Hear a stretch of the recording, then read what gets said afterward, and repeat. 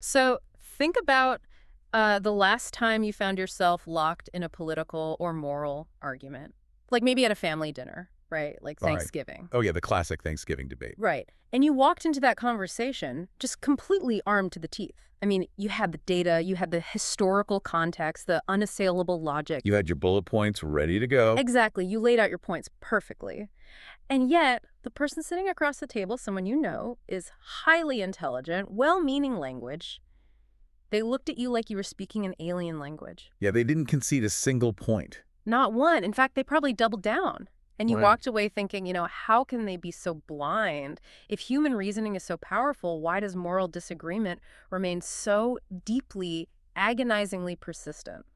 It's a profound frustration, and honestly, it's the exact frustration that defines so much of our modern public life. Yeah. The overarching crisis in perception we're dealing with today is this incredibly pervasive, yet entirely false assumption that political disagreement just reflects ignorance Hmm. or stupidity. Or Mel. Right. Or outright malice. We look at the other side, and our immediate instinct is, well, if they just had the facts, they would agree with me. Because my facts are the right ones. Exactly.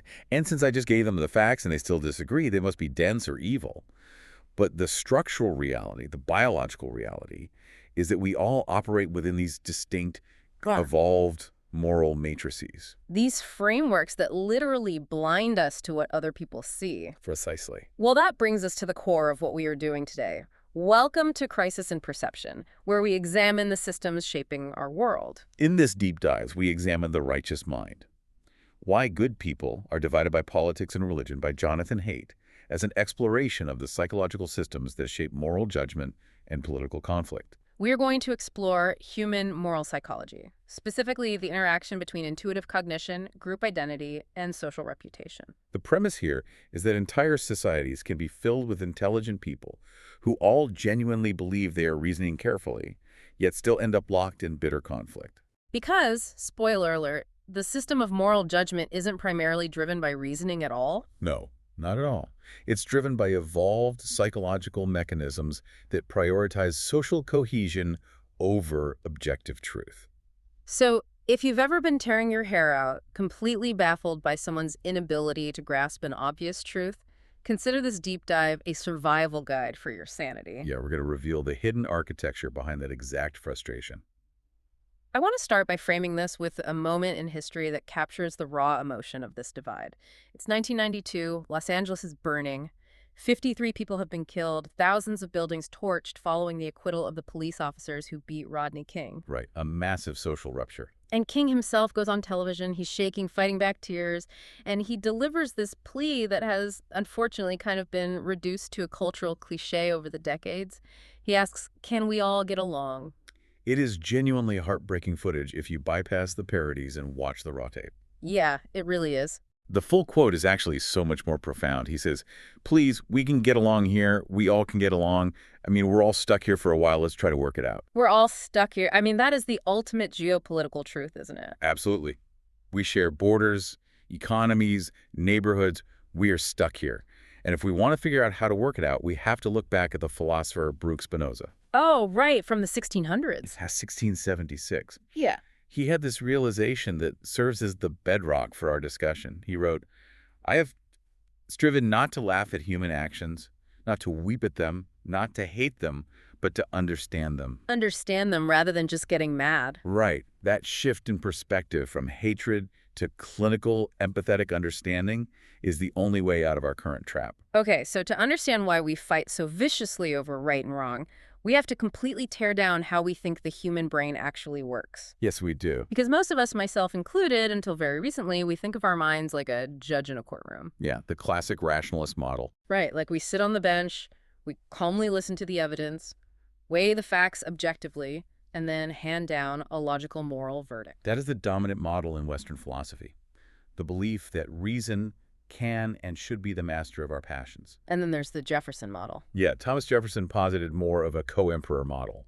The head and the heart rule together, sometimes fighting, but generally sharing power. But modern psychology obliterates both of those, right? Completely obliterates them. Yeah. The framework that actually maps onto human biology is the Humean model, named after David Hume. The 18th century philosopher who said, reason is the slave of the passions. Exactly. Which sounds incredibly poetic, but like, what does that actually mean for my brain when I'm arguing about tax policy? It means the courtroom analogy is entirely wrong. To explain this, we need the central metaphor of this deep dive. The mind is divided into two parts, the elephant and the rider. Okay, picture a massive lumbering elephant. Right. This represents about 99% of your mental processes. The automatic, intuitive, visceral, emotional reactions that happen in milliseconds. Totally outside of conscious awareness. Yes. And perched on top of this massive animal is a tiny little rider. That's the remaining 1%. That's your conscious, language-based reasoning. The voice in your head right now processing these words. And the natural assumption is that the rider is holding the reins, steering the elephant. But the reality is upside down. The rider is not steering the elephant. The rider is there to serve the elephant. Okay, we need to prove this to the listener. Let's run that psychological experiment from the sources. Oh, the dog story, yes. Yes, listener, I want you to pay very close attention to what happens in your body and mind the absolute second you hear this short story. Okay, here's the scenario. A family's dog is killed by a car right in front of their house. They had heard that dog meat was delicious, so they cut up the dog's body, cooked it, and ate it for dinner. Nobody saw them do this. Okay, pause. I can literally feel the collective recoil. Your nose wrinkled, your stomach turned, and a voice in your head instantly screamed, that is completely wrong. You cannot do that. That instantaneous flash of disgust, that physical revulsion, is the elephant leaning hard and fast away from the situation. But watch what happens next. Your rider immediately springs into action to figure out why it's wrong. You might say, well, it's wrong because they hurt the dog. But look at the facts. The dog was already dead. It was killed instantly by a car. No pain was inflicted by the family. Right, so your rider scrambles, searches for a new argument, and says, well, someone could have seen them and been traumatized. But the constraints of the scenario explicitly state that nobody saw them. Total secrecy. And eventually, if you push someone on this, they run out of logical reasons. But, and this is the kicker, they do not change their mind. Not at all. They don't throw their hands up and say, oh, wow, I guess eating your dead pet is fine. No, they get frustrated and say, I don't know why, it's just wrong. That reaction perfectly illustrates Hume's point. Intuitions come first. Strategic reasoning second. Your rider didn't objectively look at the facts and deduce immorality? No. Your elephant decided it was immoral in a millisecond because of a biological disgust trigger.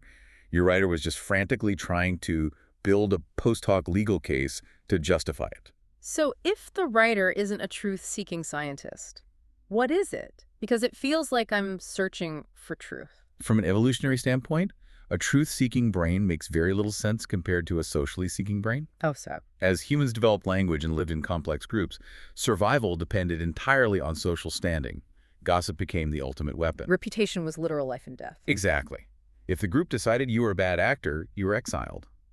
And an exiled human in the Pleistocene era was a dead human. Wow. So the writer didn't evolve to evaluate evidence objectively. The writer evolved to be a full-time public relations firm. Oh, man. So the writer is basically a frantic PR manager trying to write a press release for a CEO's impulsive midnight tweet. That is a phenomenal way to conceptualize it. The CEO, the elephant, does whatever it wants based on deep instincts and emotions. And the poor PR manager wakes up, looks at the mess, and has to spin it to the press corps. What the CEO actually meant was this highly logical thing. And the PR manager might actually believe their own spin. They aren't consciously lying. This completely changes how I view confirmation bias. We always talk about it like it's a glitch in our mental software. It is not a bug, it is a primary feature. Cognitive scientists like Hugo Mercier and Dan Sperber argue that human intellect evolved to win social disputes and persuade others. An effective PR firm doesn't look for evidence that their client is guilty. Right. They scour the internet for evidence their client is innocent and ignore the rest. Our brains are spectacularly good at finding evidence to support the elephant and blind to evidence that contradicts it. Wait, I need to process this, because this is incredibly bleak. It can feel that way, yeah. If we're all just writing irrational elephants and our reasoning is just PR spin, how do we ever change anyone's mind on a moral issue? Are we doomed to just shout press releases at each other? There is a mechanical solution, actually. The problem is we go about persuasion entirely the wrong way. What do you mean? Think about an online argument. Your rider starts throwing logical arguments and statistics at their rider, but the other person's elephant has already leaned away in hostility. Because they feel attacked. Yes. And when the elephant leans away, its rider acts as a defense attorney, swatting away every logical point. You literally cannot logic someone out of a position their elephant is locked into. If I attack your CEO, your PR manager works overtime. Exactly. To change a mind, you have to bypass the PR manager and speak directly to the elephant. And how do we do that? The elephant only listens to reason when there is a foundation of affection, admiration, or a desire to please. You have to create a friendly environment. Triggering positive social emotions. Shared vulnerability, a shared meal, active listening. The elephant stops leaning away, it relaxes. The PR manager stands down, and the mind becomes receptive. This is like Dale Carnegie's How to Win Friends and Influence People, but evolutionary biology. You don't change minds by humiliating people with facts on Twitter. You do it over a beer where there's mutual respect. Precisely. Make their elephant lean toward you first. Okay, so if moral arguments are just PR spin for our gut feelings, what is the CEO responding to? What are the biological tastes triggering the elephant? To answer that, we have to talk about how weird we are. And I mean that literally. Weird is an acronym, right? Yes. Western, educated, industrial, rich, and democratic. For decades, psychology research was conducted mostly on Western undergrads. 19-year-old sophomores in Ohio. Right, and researchers would declare, this is human nature. Which is wild, taking an incredibly specific, wealthy demographic and projecting their brains onto the globe. It was a massive blind spot. Cross-cultural research shows weird people are statistical outliers. They process the world very differently than most of the human population. And this isn't just about cultural opinions on a survey. It literally changes how your physical eyes perceive space. Yes, the framed line task. Right. Let me try to visualize this. Imagine I hand you a square piece of paper, and drawn in the middle is a vertical line. You look at it. Then I take it away and hand you a smaller blank square. I ask you to draw a line the exact same absolute length in centimeters. For Westerners, this absolute task is relatively easy. We ignore the square and focus on the line. Why are we good at that? Because the weird brain is trained to detach objects from contexts. We see discrete, independent things. Okay, but if you give this to East Asian or non-weird cultures... They often struggle with the absolute length. Yeah. But if you flip the instructions and ask them to draw a line with the same relative proportion to the new square, they vastly outperform Westerners. So if the first line was a third of the big box, they perfectly draw a third of the small box. Exactly. Non-weird cultures think holistically. Their visual processing perceives relationships in context. Weird cultures think analytically. We see separate, autonomous objects. Okay, I get the visual trick. But how does looking at a box translate to moral philosophy? Perfectly, actually. If your brain sees a world of entirely separate, autonomous individuals, your moral system will focus almost entirely on protecting those individuals. Ensuring they don't harm each other, treating them fairly. That is the essence of weird morality, the ethic of autonomy.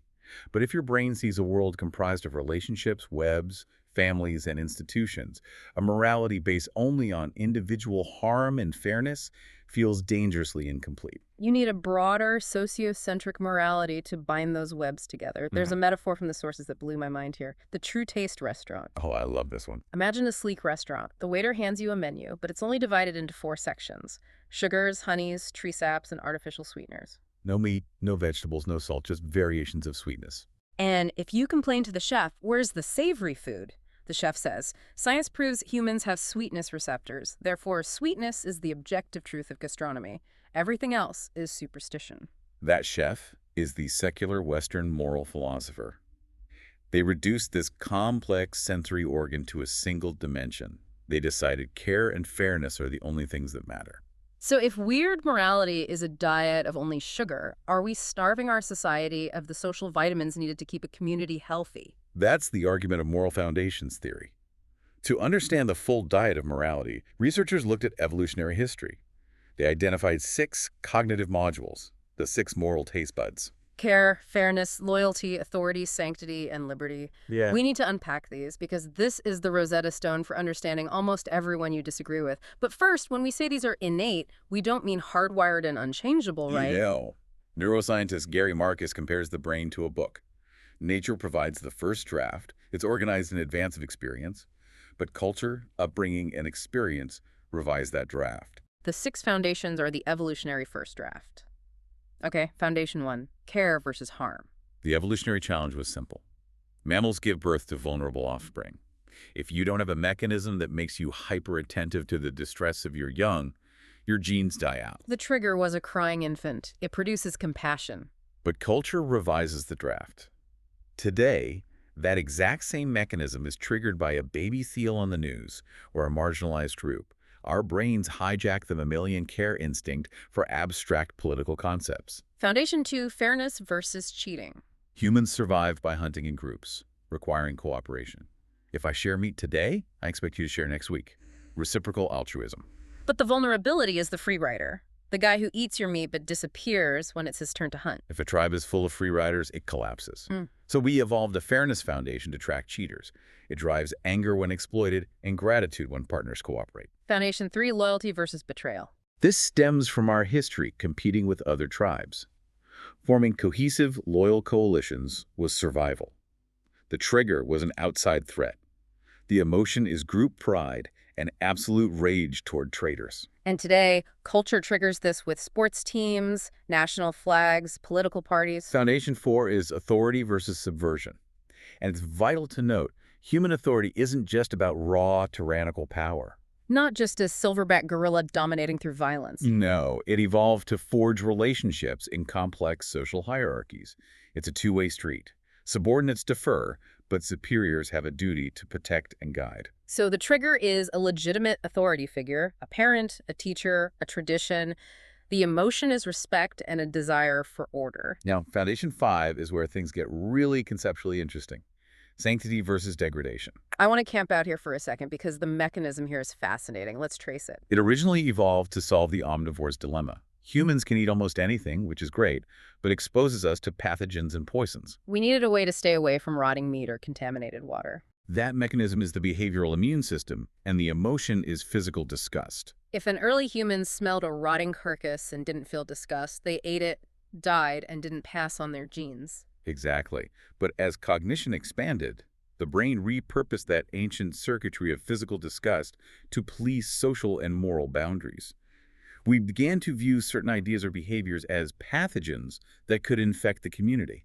So the leap is from, this meat is contaminated, to this behavior is contaminated, it will ruin society. Yes. That explains why people don't just feel angry when a flag is burned or a holy book defaced. They feel physically nauseous, a sense of desecration. It's the behavioral immune system firing. Precisely. And finally, the sixth foundation, liberty versus oppression.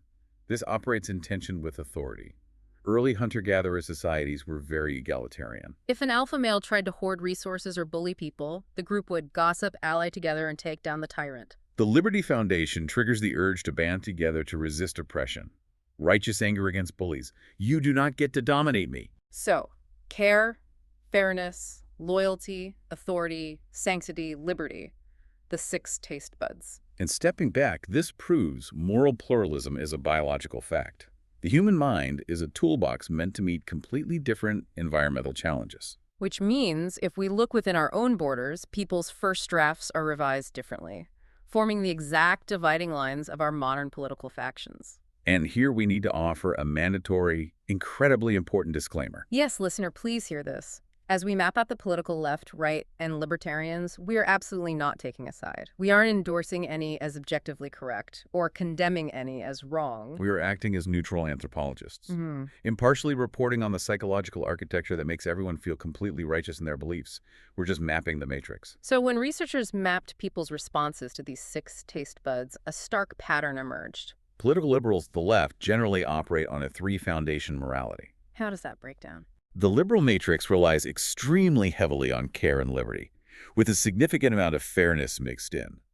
A moral society cares for the vulnerable, fights oppression, and ensures systemic equality. And they largely distrust loyalty, authority, and sanctity. Yes, viewing them as tools used to enforce prejudice and exclusion. But for social conservatives, the graph looks completely different. They have a 6-foundation morality. They absolutely value care and liberty, but they also place incredibly high value on loyalty, authority, and sanctity. A moral society cares for its people, but also maintains strict loyalty to the nation, respects tradition, and preserves the sanctity of institutions. And then libertarians present a totally unique profile. They prioritize the Liberty Foundation almost to the exclusion of all others, like a single massive pillar. In fact, they score the lowest of all three groups on the CARE Foundation. Wait, hold on. I can hear people bristling at that. Are we saying libertarians don't care about people getting hurt? Or is the Matrix just defining care in a specific way? It's the latter. It's not that they're psychopaths. It's that their conception of liberty overrides the liberal conception of care. To a liberal, liberty means fighting oppressors for victims. To a libertarian, liberty means the right to be left alone. Right. Self-ownership and voluntary association, free from a nanny state. Forcibly taking money from one person to care for another via taxation is viewed as an immoral violation of liberty.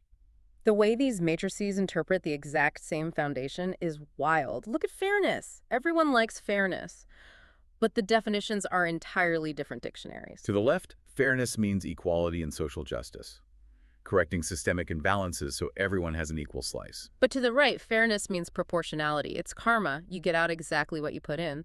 For conservatives, fairness is tied to catching and punishing free riders. This explains so much political rhetoric. Do the crime, do the time, outrage over welfare fraud, or paying off student loans. It's not just economics. It's a profound moral violation of proportionality. Taking from someone who works hard and giving to a perceived free rider is fundamentally immoral to them. Meanwhile, the left is willing to trade away proportionality to maximize compassion. Think of bumper stickers. A liberal car might have an eye for an eye makes the whole world blind next to a Namaste sticker. Signaling that we must abandon retribution because it causes harm. But to a conservative, abandoning proportionality lets the bad guys get away with it. We see a similar split on liberty. Liberals deploy it universally for human rights everywhere. Conservatives deploy it parochially for their specific group. Don't tread on me, don't tread on my nation. If we think of political messaging as an audio mixing board, it becomes clear why we talk past each other. Let's build that analogy out. Liberals push the care slider all the way up to 10. Liberty is up, fairness as equality is medium, and they completely mute loyalty, authority, and sanctity. They just turn them off. Right. But conservatives keep all 6 sliders set at a solid medium to high level. They're playing a completely different genre of music. Which raises a strategic question. If conservatives use all 6 sliders, do they have an objective mechanical advantage in building mass coalitions? Yes, absolutely. It's explicitly called the conservative advantage. Conservative politicians can communicate on all 6 moral wavelengths. So in one speech, they can hit care for crime victims, liberty from government, fairness punishing free riders, loyalty to the flag, authority of police, and sanctity of family. Activating every single taste bud. While a liberal politician gives a speech entirely focused on compassion and systemic inequality, which is beautiful if your care and fairness sliders are maxed out, but falls flat for people desperately looking for loyalty and authority signals. The liberal matrix's blind spot is that they often literally cannot perceive the moral validity of conservative concerns. Because their sliders are muted, authority just looks like oppression in disguise. Sanctity just looks like bigotry. We are quite literally living in different moral realities, receiving entirely different signals. But this creates a paradox. What's the paradox? We've mapped how we divide ourselves. But why are we so desperate to join these teams? If evolution is about individual survival, passing on your own genes, why do we care so deeply about a flag or a party? Why do we sacrifice our selfish interests for the group? To solve that, we have to introduce the hive switch and the idea of homo duplex. Coined by Émile Durkheim, the French sociologist, right? Yes. Durkheim observed, we are 2-level creatures. On the ordinary level, the profane, we are individuals. We compete for jobs, act in self-interest. We're essentially chimpanzees looking out for number one. But we have a higher level. Under specific conditions, we transcend self-interest and enter the realm of the sacred. Our individual ego devolves, and we become a cell in a larger organism. The sources say humans are 90% chimp and 10% bee. Most of the time, chimps. But when the environmental conditions are right, someone flips the hive switch and we operate as a superorganism. The evolutionary mechanism here is group-level selection. Darwin himself proposed it. If you have 2 tribes, one full of selfish individuals running from danger, and another full of courageous people sacrificing for the group, the cohesive group wins Every time. So evolution happened at the group level, not just individual. The hive switch is the ultimate adaptation for group survival. And flipping that switch is profoundly intoxicating. The historical examples are incredible. William McNeill in 1941, drafted into the U.S. Army basic training in Texas, just marching around a dusty field. At first, his writer thinks it's completely pointless. I'm an individual. But then the mechanism kicks in. The boots hit the ground on the exact same beat. He experiences muscular bonding, a sense of collective effervescence where his I dissolved into a giant we. And you don't need a military uniform. Tony Hsieh, CEO of Zappos, described the exact same biological phenomenon at an underground rave in the 1990s. A warehouse full of lasers and electronic beats. His self-consciousness entirely disappeared, replaced by a unifying group consciousness. It changed how we build corporate culture forever. You can trigger it through awe in nature, too, looking at the stars. Your ego shrinks, you feel connected. It's like the hive switch is a hidden multiplayer mode in a video game. That is a brilliant analogy. You spend 90% of your time in the single-player campaign, leveling up yourself. But enter the right cheat code, acquire a political rally, and you unlock multiplayer mode where your health bar merges with everyone else's. And the biology behind that multiplayer mode involves oxytocin and mirror neurons. But pop science completely misunderstands oxytocin. Right. The media calls it the cuddle hormone. Like if we put it in the water, world peace. Which is scientifically inaccurate. Oxytocin creates love, but parochial love. Restricted to your specific group. Yes, it bonds you intensely to your tribe. But, and this is the dark side, when your in-group is threatened, that exact same oxytocin increases defensive aggression. Wow. It makes you fiercely protective, willing to inflict horrific violence to protect your hive. And mirror neurons. They allow empathy, but they are highly selective. We empathize much faster with people who share our moral matrix. We feel the pain of teammates more acutely than rivals. Let me piece this together. If this biological switch makes us feel ecstatic love for our team, but fuels aggression toward the outgroup, isn't the high switch inherently dangerous? The mechanism for cooperation is the mechanism for war. That is the tragic paradox of human history. Yes. Parochial love is the only mechanism that allowed humans to build massive civilizations without the biological glue of kinship. Because bees cooperate because they share DNA. We cooperate because we share a moral matrix. Exactly. But that guarantees our cooperative groups will be cursed by moralistic strife. The hive switch builds hospitals and fuels heroism. Indeed, it drives genocidal wars. You can't have the ultimate cooperation without the tribal mechanism that creates the outgroup. Terrifying, but it makes perfect sense. So if the hive switch is fleeting, you can't rave forever. How do we keep the engine running in everyday society when we spend 90% of our time as chimps? That requires building physical, lasting structures, moral capital, and the purpose of institutions. To sustain civilization, you need a moral system. And a moral system isn't just rules, it's an interlocking set of values, virtues, norms, institutions that suppress self-interest. And the fuel for that system is moral capital. High moral capital means high trust, easy cooperation. Low moral capital means isolation and relying on force. The real-world example of this is the wholesale diamond market in New York. Yes, historically composed almost entirely of ultra-Orthodox Jewish virgins. Shared religion, neighborhood, strict moral codes. Their moral matrices overlapped perfectly. Massive moral capital. They could hand each other millions of dollars in a paper envelope with just a handshake and a Yiddish blessing. No lawyers. If someone cheated, the gossip network excommunicated them. But imagine running that market with random strangers from all over the world with no shared moral matrix. The moral capital wouldn't exist. You'd need a fortune in lawyers, contracts, and police. Exactly. And this brings us back to our political matrices.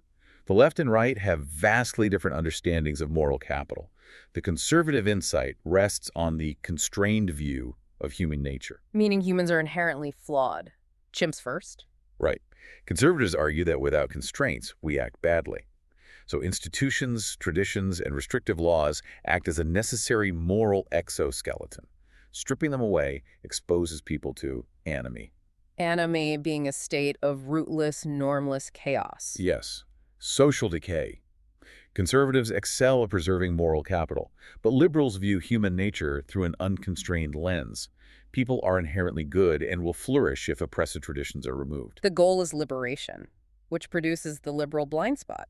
Yes, they tend to overreach. Changing too much too quickly inadvertently destroys the moral capital holding the community together. You can't just tear down every traditional load-bearing wall without replacing the structural trust. But the conservative blind spot is equally dangerous. In protecting institutions, they fail to notice the people being actively crushed beneath them. And they refuse to update institutions when the environment genuinely changes. It's a constant tug of war. I think of it like load-bearing walls in a very grand old house. Liberals walk in and say, this floor plan is oppressive, dark, segregated, smash the walls down for an open concept. And conservatives panic. You can't smash those. They are load-bearing. The roof will collapse. And the tragedy is they are both right. The conservative is right. The roof will fall if you remove the wrong wall. The liberal is right. The house is drafty and miserable for half the people in it. So how does a society figure out which walls to remove and which to preserve? The profound answer is, a society cannot figure it out if it only listens to one side. Ideological diversity is a structural, evolutionary necessity. Think back to the writer as PR manager. A single individual reasoning alone is like a single neuron. Biased, seeking confirmation, not very smart. But connect billions of neurons. You get a brain. You get an emergent system that is incredibly smart. Put diverse individuals together, bind them by a shared fate, and the friction between their matrices produces good public policy. You desperately need the progressive urge to find rotting wood and the conservative urge to prevent the roof caving in. That completely reframes political conflict. It's not a holy war between good and evil. It's a biological tension between different sensory organs of the same societal body. It means the next time you encounter someone expressing a belief that seems alien to you, don't view them as a defective rationalist. View them as someone in a different moral matrix, trying to protect a different aspect of the social fabric. We have covered massive ground today, shattered the illusion of objective reasoning, explored the 6 moral taste buds, mapped out how liberals, conservatives, and libertarians tune their mixing boards. We discover the high switch and the fragile nature of moral capital. So listener, the next time you're at that Thanksgiving table entirely baffled by someone else's beliefs, remember? Yeah. You are a small rider on a very large elephant, and so are they. And as we close, consider one final provocative thought. Historically, flipping the hive switch required physical proximity, a bonfire, a shared chorus, a ritual. That built genuine moral capital. Right. But today, we live in a digital ecosystem. Algorithms are perfectly designed to constantly trigger tribal outrage, plucking at our loyalty and sanctity foundations 204/7. But without any of the physical muscular bonding, the shared meals, or the shared fate. We are flipping the hive switch constantly in a totally disconnected environment. Are we burning out our evolutionary hardware? That is a chilling thought to leave on. A virtual hive with no honey, just endless stinging. Crisis in Perception examines how systems shape belief and how better tools help us see clearly. This project is free and publicly accessible. If you'd like to support the time, tools, and research behind Crisis in Perception, you can become a supporter on Patreon. For a shorter visual overview of this topic, see the mini explainer linked in the description. If you enjoy this kind of systems-level analysis, please like, subscribe, and comment with books or topics you'd like us to explore next.